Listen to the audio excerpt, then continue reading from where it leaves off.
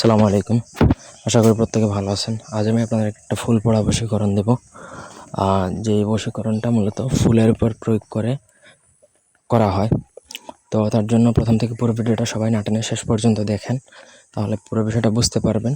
আমার চ্যানেলটা অবশ্যই সাবস্ক্রাইব করবেন, লাইক কমেন্ট শেয়ার করবেন। আপনাদের ব্যক্তিগত যে কোনো প্রয়োজন বা যে কোনো কাজ যদি আমাদেরকে দিয়ে করাতে চান, সেক্ষেত্রে স্ক্রিনে দেওয়া নাম্বার আছে, সরাসরি ফোনে, হোয়াটসঅ্যাপে অথবা ইমোতে যোগাযোগ করে আপনাদের ব্যক্তিগত যে কোনো কাজ আমাদেরকে দিয়ে করাতে পারবেন, দেশে অথবা দেশের বাইরে থেকে।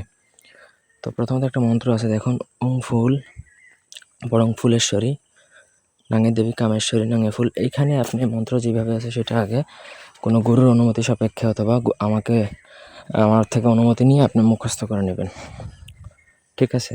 তারপর হচ্ছে এটা ফুলের উপর প্রয়োগ করতে হবে। মুখস্থ না হলে এটা সিদ্ধ হবে না। আর গরু চণ্ডালী প্রদান করে, আপনি উস্তাদ বা আপনার গরু যদি থাকে তাকে গরু চণ্ডালী প্রদান করে মুখস্থ করে নেবেন।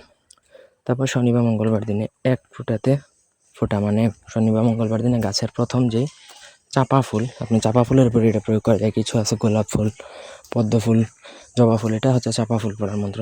ওই ফুলের উপর আপনি এক জোড়া ফুল আনবেন, ফুল এনে তারপর 108 বার পরে 108টা ফু দেবেন নাম সহকারে। মন্ত্রে যেখানে ফলানি আছে সেইখানে নাম উচ্চারণ করতে হবে।